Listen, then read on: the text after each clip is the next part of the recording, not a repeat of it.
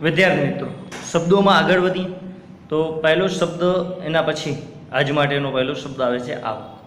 હવે જો ધંધાના વ્યવહારો દ્વારા પરિણામ સ્વરૂપે જે નાણાં મળે તેને આવક કહેવાય છે. પણ આવકને એના સ્વરૂપ પ્રમાણે અલગ અલગ રીતે વર્ગીકૃત કરી શકાય છે.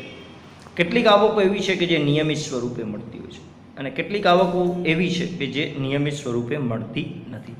તો જે નિયમિત સ્વરૂપે મળતી હોય આવક હોય એને નિયમિત આવક કહેવાય, જે ધંધાની રોજબરોજની કે નિયમિત પ્રવૃત્તિઓમાંથી મળતી હોય.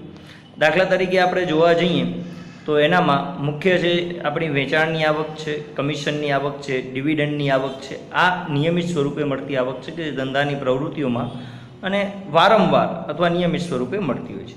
બીજી કેટલીક આવકો એવી છે કે જે ધંધામાં નિયમિત સ્વરૂપે નથી મળતી. એવી આવકોને અનિયમિત સ્વરૂપની આવક કહેવાય. અનિયમિત સ્વરૂપની આવક અથવા જે નિયમિત નથી મળતી એવી આવકોમાં જૂની મિલકતનું વેચાણ છે, જે આપણે વારંવાર નથી કરવાના. શેર મેળવવા એટલે શેર મૂડી મેળવવી અથવા ડિબેન્ચર બહાર પાડી અને મૂડી મેળવવી. તો આ બધી જે આવકો છે એ અનિયમિત સ્વરૂપની આવકો છે. નિયમિત આવકોને સામાન્ય રીતે મહેસૂલી આવકો અને જે નિયમિત આવકો નથી એને મૂડી આવક તરીકે ઓળખવામાં આવે છે. હવે આપણે મૂડી આવક શું અને મહેસૂલી આવક શું એની ચર્ચા કરીએ. તો મૂડી આવક અને મહેસૂલી આવકનો જે તફાવત છે એના માટે તો જે ધંધામાં નિયમિત સ્વરૂપે મળતી નથી એવી આવકને મૂડી આવક કહેવાય. મૂડી આવક એટલે મિલકતના વેચાણમાંથી પ્રાપ્ત થતી આવક અથવા શેર કે ડિબેન્ચર દ્વારા મળતી આવકો. મહેસૂલી આવકો એટલે જે ધંધામાં નિયમિત સ્વરૂપે મળે છે અથવા ધંધાનો જે નિયમિત આવકનો પ્રવાહ છે એને આપણે મહેસૂલી આવકો કહીએ છીએ. એનામાં મુખ્યત્વે ધંધામાં વેચાણની આવક, જે ધંધો આપણે લઈને બેઠા છીએ એની વેચાણની આવક, કમિશનની આવક, વટાવની આવક, ભાડાની આવક વગેરેનો સમાવેશ થાય છે. વિદ્યાર્થી મિત્રો, ઘણીવાર આના નામ કે ઉદાહરણ પૂછાતા હોય છે કે આ આવકમાં કોણ આવે કે કોણ આવે, અથવા એવું પૂછાય કે ભાડાની આવક એ કેવા પ્રકારની છે, મૂડી આવક કે મહેસૂલી આવક. તો તમને આવડવું જોઈએ કે એ મહેસૂલી આવકમાં આવશે. આગળ આપણે જોઈએ ચૂકવણીઓ.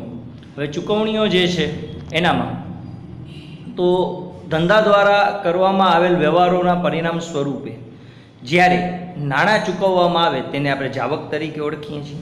જેમ આપણે આવકમાં પણ એના સ્વરૂપ જોયા એમ જાવકમાં પણ એના સ્વરૂપ હોય છે. એનામાં પણ મૂડી ખર્ચા હોય અથવા મૂડી જાવકો અને મહેસૂલી ખર્ચા અથવા મહેસૂલી આવકો. જે નિયમિત સ્વરૂપે ચૂકવણીઓ થતી હોય એ મહેસૂલી ખર્ચા એટલે મહેસૂલી જાવકો, અને જે નિયમિત સ્વરૂપે ચૂકવણીઓ નથી થતી એ મૂડી ખર્ચા એટલે મૂડી જાવકો કહેવાય. હવે આપણે નિયમિત સ્વરૂપે ચૂકવણી ન થતી હોય એ અને નિયમિત સ્વરૂપે ચૂકવણી થતી હોય એની આપણે ચર્ચા કરીએ. તો સૌથી પહેલાં મુદ્દા નંબર 20 એનામાં તમને કીધેલું છે કે મૂડી ખર્ચા. આ પ્રકારના ખર્ચા નિયમિત રીતે થતા નથી. સામાન્ય રીતે મિલકતની ખરીદી વખતે મૂડી ખર્ચા થતા હોય છે. દાખલા તરીકે યંત્રની ખરીદી. મિલકત વારંવાર ખરીદવામાં આવતી નથી, તેથી તે મૂડી ખર્ચ છે.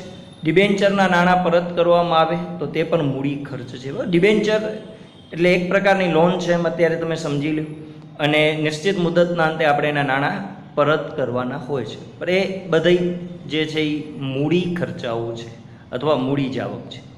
એના પછી જે મહેસૂલી ખર્ચાઓ, જેમ આવકમાં હતું કે નિયમિત સ્વરૂપે હોય તો મહેસૂલી અને નિયમિત સ્વરૂપે ન હોય તો મૂડી. સેમ વસ્તુ અહીંયા છે. અહીંયા એણે કીધેલું છે કે એવા બધા ખર્ચાઓ અથવા એ ખર્ચાઓનો એવો પ્રવાહ કે જે સતત ધંધામાં ચાલુ હોય. દાખલા તરીકે પગાર, મજૂરી, ટેલિફોન ખર્ચ. જો આપણે આપણા ધંધાનું સ્થળ ભાડે રાખેલું હોય તો એ ભાડું, આ બધા મહેસૂલી ખર્ચાઓ છે. અને નંબર 3 પ્રસારિત મહેસૂલી ખર્ચા. એના માટે એને સ્પષ્ટ કીધેલું જ છે કે આ પ્રકારના ખર્ચાઓને અવાસ્તવિક મિલકત તરીકે ઓળખવામાં આવે છે. અને આપણે જ્યારે છેલ્લા પિરિયડમાં મિલકતનું વર્ગીકરણ કર્યું હતું ત્યારે આપણો છેલ્લો મુદ્દો અને ચોપડીના પાઠ્યક્રમ પ્રમાણે 15મો મુદ્દો અવાસ્તવિક મિલકતનો હતો. એનામાં જે અવાસ્તવિક મિલકતોના આપણે ઉદાહરણ જોયા હતા, શેર બહાર પાડવાનો ખર્ચ, ડિબેન્ચર બહાર પાડવાનો ખર્ચ હતો, પ્રાથમિક ખર્ચા હતા, એ બધા જે છે એ પ્રસારિત મહેસૂલી ખર્ચ છે. અને અવાસ્તવિક મિલકતોના બીજા નામમાં પણ આપણે જોયું હતું કે પ્રસારિત મહેસૂલી ખર્ચ, નહીં માંડી વાળેલ ખર્ચા, આ એના આપણે નામ જોયા હતા. એનાથી આગળ વધુ તો હવે ખાલી એને ખર્ચનું વર્ગીકરણ બતાવ્યું છે. ખર્ચનું વર્ગીકરણ જોવા જઈએ આપણે તો જે ખર્ચેલ રકમનો લાભ જે તે હિસાબી વર્ષ દરમિયાન પ્રાપ્ત થતો હોય તો તે ખર્ચ કહેવાય છે. સામાન્ય રીતે આવું હિસાબી સમયગાળો 12 માસનો હોય છે. અને આ મોટા ભાગે મહેસૂલી ખર્ચા હોય અને મહેસૂલી ખર્ચામાં કોનો સમાવેશ થાય એનું ફરી જોઈ લો, પુનરાવર્તન થાય છે. પગાર ખર્ચ, મજૂરી ખર્ચ, દલાલી ખર્ચ, કમિશન ખર્ચ, વટાવ ખર્ચ વગેરે. એનાથી આગળ એણે ઉપજ શબ્દનો ઉલ્લેખ કરેલો છે. માલ કે સેવાનું ગ્રાહકોને અનુક્રમે વેચાણ કરવામાં આવે અથવા માલ કે સેવાઓ એમને પૂરી પાડવામાં આવે છે ત્યારે ધંધાને ઉપજ થઈ ગણાય. ઉધાર વેચાણ કરવામાં આવેલ હોય અને રકમ મળવાની બાકી હોય તેને પણ ઉપજ તરીકે ગણવામાં આવે છે. આ ઉપરાંત અન્ય ઉપજોમાં વ્યાજ, ભાડું, કમિશન, ડિવિડન્ડ અથવા જે તે વર્ષમાં મળ્યા હોય અથવા જે તે વર્ષના મળવાના બાકી હોય તો તેને પણ ઉપજ કહે છે. ધંધામાં જે કોઈ પણ રકમનો આવકનો પ્રવાહ નિયમિત સ્વરૂપે ચાલુ છે એને આપણે ઉપજ કહીએ છીએ. ખર્ચ, ઉપજ આ બે નાના નાના પદ છે, પણ એનો સમયગાળો અને એ ચૂકવવાના બાકી મળવાના બાકી હોય તો એનો સમાવેશ થઈ જાય. આટલા મુદ્દા આપણે સમજવાના છે. એના પછીનો આપણો મહત્ત્વનો મુદ્દો આવે છે નફો. હવે જો નફા માટે એમ કીધેલું છે કે વર્ષ દરમિયાનની નિયમિત આવકો. નિયમિત આવકો એટલે મહેસૂલી આવકો. હમણાં આપણે આવક અને ખર્ચના પ્રકારો જોયા, બરાબર છે. એનામાં સ્પષ્ટ કીધેલું છે કે મહેસૂલી આવકો એમાંથી નિયમિત જાવકો એટલે મહેસૂલી ખર્ચા બાદ કરતા વધેલ રકમને નફો કહેવામાં આવે છે. જો મહેસૂલી આવકમાંથી મહેસૂલી ખર્ચા બાદ કરવાના છે, ફક્ત મહેસૂલી આવક, એનામાંથી ફક્ત મહેસૂલી ખર્ચા, તો પછી જે આવકનો વધારો રહે એને આપણે નફો કહીએ છીએ. ધંધાની રોજબરોજની આવકો જાવકો, ધંધાની રોજબરોજની આવકોનો જાવકો પરનો વધારો એ નફો છે. આવકોનો જાવકો પરનો વધારો. ઘણી વખત આ પૂછતા હોય છે એક વાક્યમાં, એટલે MCQમાં, કે આવકોનો જાવકો પરનો વધારો એટલે પછી નફો હોય, નુકસાન હોય, એ રીતે વિકલ્પ બનાવીને મૂકતા હોય તો એને આપણે નફો કહીશું. આવકોનો વધારો છે કોના પર? તો જાવકો પર. આપણે આવકમાંથી જાવક બાદ કરીએ છીએ. આ મહેસૂલી નફો છે. જો આ નફો કેવો કહેવાશે? મહેસૂલી. કારણ કે મહેસૂલી આવકમાંથી આપણે મહેસૂલી જાવક બાદ કરી છીએ. આ પદની શરૂઆત જ નિયમિત આવકોમાંથી નિયમિત જાવકો બાદ કરવા હોતી છે. હિસાબોમાં આ પ્રકારના નફાની ગણતરી નફા નુકસાન ખાતા પરથી કરવામાં આવે છે. આ તૈયાર કરવા માટે નફા નુકસાન ખાતું તૈયાર કરવામાં આવે. હિસાબી પદ્ધતિના લક્ષણો, હેતુઓ, ફાયદા, મર્યાદા, એનામાં બે શબ્દો આવતા, નફા નુકસાન ખાતું અને પાકું શબ્દ, બરાબર. એ પૈકીનું અહીંયા એક આવે છે નફા નુકસાન ખાતું. આ પ્રકારનો નફો મહેસૂલી નફો કહેવામાં આવે છે કારણ કે આ નફો મહેસૂલી આવકો અને મહેસૂલી જાવકો વચ્ચેના તફાવત અને નિયમિત પ્રકારનો નફો છે. પરંતુ ઘણી વખત અનિયમિત પ્રકારના નફાનું પણ સર્જન થાય છે જેને મૂડી નફા તરીકે ઓળખવામાં આવે છે. અહીંયા અંડરલાઈન કરી નાખજો. અનિયમિત પ્રકારનો અથવા અનિયમિત સ્વરૂપના નફાનું બીજું નામ છે મૂડી નફો, અથવા મૂડી નફાનું બીજું નામ છે અનિયમિત સ્વરૂપનો નફો. બરાબર છે વિદ્યાર્થી મિત્રો. હવે આપણે લોસ એટલે નુકસાનની ગણતરી કરીએ. નફા કરતાં નુકસાનની ગણતરી વિરુદ્ધમાં થાય છે.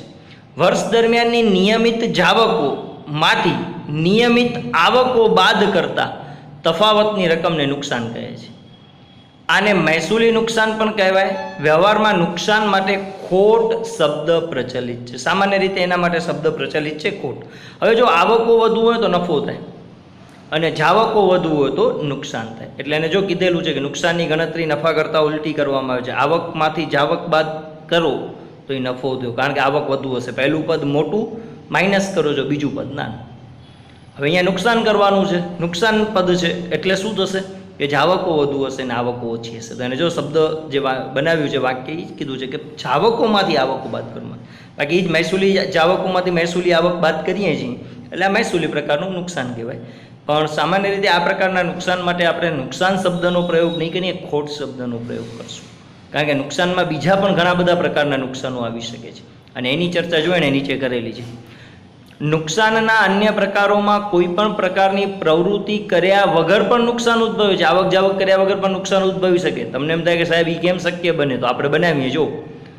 તેની પણ હિસાબી ચોપડાઓમાં નોંધ કરવામાં આવે છે. દાખલા તરીકે આગ લાગવાથી માલ બળી ગયો. આપણા ધંધાના સ્થળે કે ગોદાઉનમાં આગ લાગે ને માલ બળી જાય તો નુકસાન થાય. કોઈ પ્રવૃત્તિ નથી કરી, બરાબર. આવી રીતે માલ ચોરાઈ જાય, વરસાદમાં પલળી જાય, નુકસાની વાળો હોય, ટ્રાન્સપોર્ટમાં કે એનામાં ક્યાંય અકસ્માત થાય, તો એનામાં જે કંઈ પણ નુકસાન થાય એને નુકસાન તરીકે ઓળખીએ છીએ. પછી આપણે એનું નામ આપી શકીએ આગથી નુકસાન, ચોરીથી નુકસાન, અકસ્માતથી નુકસાન, એ બરાબર છે, બરાબર છે. તો ઘણી વખત કોઈ પણ ધંધાકીય પ્રવૃત્તિ કર્યા વગર પણ નુકસાન ઉદ્ભવી શકે છે. અને ઉપર જે નુકસાન શબ્દ માટે પ્રચલિત શબ્દ ખોટ કીધો એ ધંધાનું પરિણામ છે. જો આવકો વધુ હોય તો સામાન્ય રીતે નફો કહેવાનો, અને જાવકો વધુ હોય તો ખોટ કહેશું આપણે. નુકસાનની જગ્યાએ શું શબ્દ પ્રયોગ કરશું? ખોટ. પછી આગળ એને કીધેલું છે, હવે છેલ્લાથી આગલી લીટી, કોઈ મિલકતને અકસ્માત થાય તો આ બનાવ પણ નુકસાન તરીકે ગણવામાં આવે છે. કોઈ મિલકતનું ચોપડે કિંમત કરતાં ઓછી કિંમતે વેચાણ કરવાથી જે ઓછી રકમ મળે તેને પણ નુકસાન કહેવાય છે. આ મૂડી પ્રકારના નુકસાન છે. અને મહેસૂલી નુકસાન ન કહેવાય, મિલકત સાથે સંકળાયેલા હોય એ. એટલે ફરી મૂડી નફો, મહેસૂલી નફો જે આપણે ચર્ચા કરતા હતા એ મુદ્દો અહીંયા આવે છે. અને આજ માટેનો આપણો છેલ્લો શબ્દ ગેઇન અથવા લાભ. નફો અને લાભ સમાનાર્થી શબ્દો તરીકે પ્રચલિત છે. ઘણી વખત નફો અને લાભ આપણે બંનેને સરખા લેખતા હોઈએ છીએ, પણ ધંધામાં આપણે નફો શબ્દ પ્રયોગ કરશું આવકો વધુ માટે, જાવકો વધુ માટે ખોટ, અને અન્ય રીતના જે નુકસાન છે એના માટે આપણે શબ્દ પ્રયોગ કરશું નુકસાન. તો વિદ્યાર્થી મિત્રો આટલું બરોબર પાકું કરજો, અને કંઈ ન સમજાય તો પૂછી શકો છો.